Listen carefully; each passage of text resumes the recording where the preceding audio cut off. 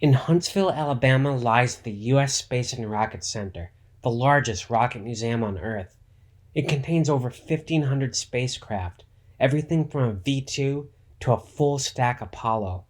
The idea for the museum came from none other than Wernher von Braun himself, architect of the U.S. space program, who wanted lots of the prototypes and the legacy of the U.S. space program in the 50s and 60s preserved. Hello, fellow space nerds. I'm continuing my space voyage on this trip. I'm in Huntsville, Alabama, at the U.S. Space and Rocket Center. The Apollo rocket was designed and tested here. The space shuttle was designed and tested here. This is where the hardcore science was done. Did I mention this is where Space Camp is?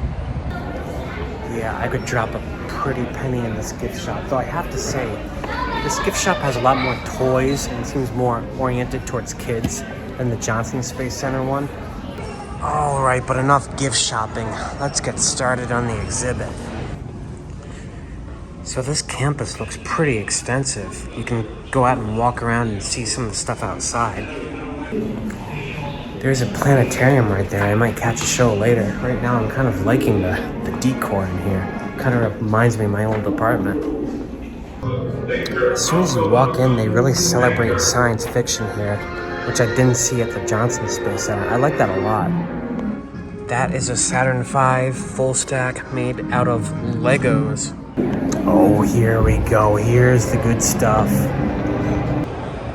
So this here is the national team's mock-up of the human landing system. It's interesting they put it on display because they didn't win the contract. They lost to SpaceX, to the Starship. I hate their HLS. I'm glad they didn't win. They have a pretty decent mock-up of the SLS here, too. The idea behind SLS was that they would reuse stuff left over from the space shuttle program, like the F1 engines. But it's turned out that Lockheed, I think it was, ended up refurbishing these engines for more than what it would cost to make new ones from scratch, so they didn't really save any money at all. And as for why they do that checkered pattern, that's so they can optically identify the roll of each rocket from the ground during testing.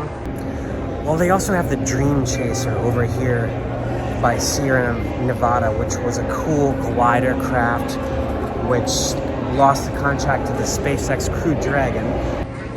I love the style of these tourism posters they made up. That Mars one I actually used as my desktop screensaver for a while. I just really dig the Art Deco-ish style.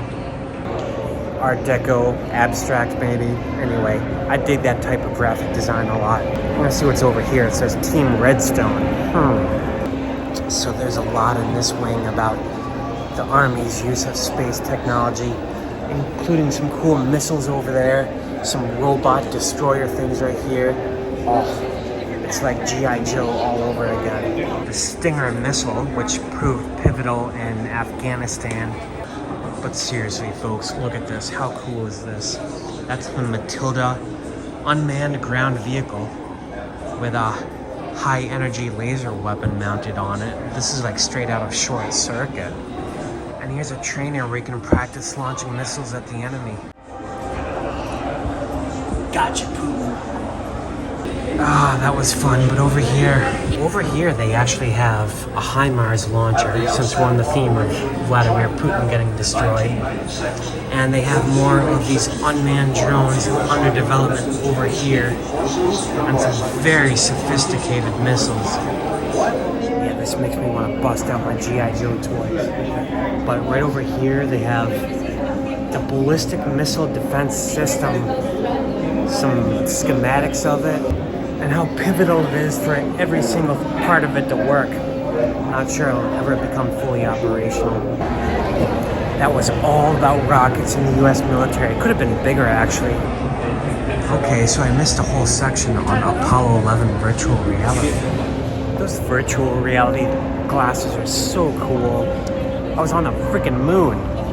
Unfortunately, you can't buy your ticket right from that guy. You have to go all the way back to the concierge desk. A little annoying, but right now I want to go outside into the rocket garden. So that was the Saturn I, which launched the first few Apollo craft. Not the Saturn V version, that was a later stack, a little bit taller, and there is one over here. But right now, they seem to have like a multiple rocket launch thing over here and some military craft. God, I love military stuff. Let's go see what this is all about. And just like the Johnson Space Center, they have their own Skylab module here. That thing was absolutely gigantic.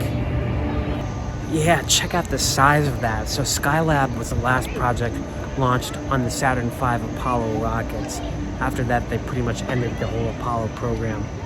But yeah, man, that thing was cool as hell. I learned from this one that Skylab was only occupied for about 9 or 10 months. That's it, all of that launch, and it was only around for less than a year. That's kind of sad.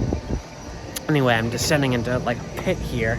They seem to have a submarine from the 1860s or something. I have no idea what this is all about. Yeah, literally a yellow submarine used for recovering missiles dropped at the bottom of the ocean. How crazy is that? Yeah, they have tons of cool rides and stuff here, but every single ticket you have to buy at the concierge at the front desk. So unless you know they exist ahead of time, you keep having to go all the way back to the other side of the building. Yeah, man, this museum could use a little TLC, that's for sure, some better organization. But if you're a huge rocket nerd like me, this is absolute paradise. I'm standing right now next to it. A Minuteman missile. Correction, that was not a Minuteman, but its ancestor, the Corporal. Yeah, some more rockets over here. So apparently the Saturn V exhibit is its own building on the campus. Looks like I could spend several hours in there. I'm hoping I don't have to go all the way back and buy another ticket for it. Holy cow.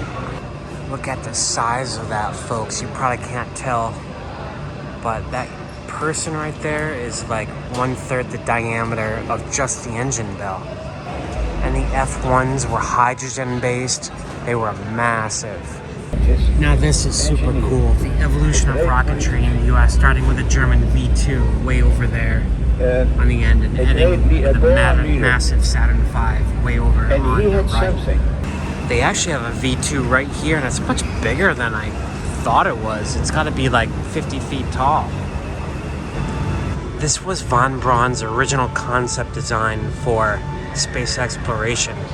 The top stage, which would be the second or third, would be a space plane. But ultimately they went with the capsule design. This place, yeah, this US Space and Rocket Center in Huntsville, it walks you through the entire timeline of the early space program.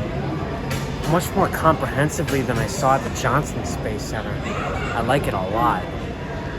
They talk a lot about liquid hydrogen and how hard it is to use as a fuel source because it's the smallest element, very difficult to contain. But as I'm walking through, I noticed that they actually separate the different stages of that Saturn V overhead. Folks, I've been in here 2 hours. I'm reading everything, watching every video. I like this place better than the Johnson Space Center. Right now, I'm almost at the other end of that giant hangar where they have the mock-up of the lunar lander. And also a lunar rover. As a van dweller, I have to appreciate the simplicity of it. So I'm not really sure how they fit the lunar rover on the module. From what I've seen, they kind of folded up and flat packed underneath. You can really appreciate the scale of the lunar module. It's bigger in person than I thought it was. But again, I'm at the front end of the Saturn V they have here, and this is looking from the launch abort system all the way down to the end. You guys gotta see this. As a van dweller, I noticed this right away. It looks like an Airstream. This was their quarantine facility, which basically was an Airstream. It was a little camper van. Folks, the Saturn V Hall at the US Space and Rocket Center in Huntsville, Alabama is the best place I've been to so far on this trip. And let's check out the ISS. So they have several ISS modules in here, and they're huge, and you can walk all along inside them. I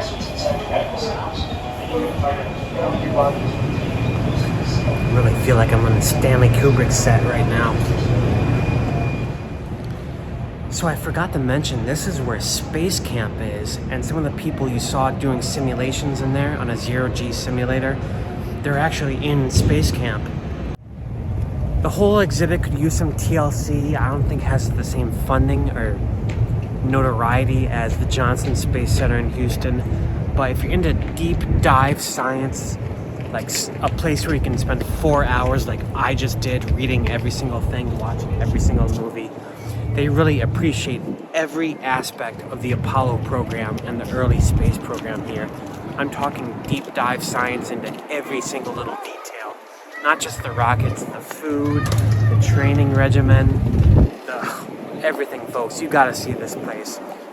In any case, I think I've seen just about everything here. I'm gonna go back, check out that rocket for the space shuttle by the parking lot one more time, and then hit the road. I need to start heading back towards Boston. I think this is probably the last space exhibit for this trip.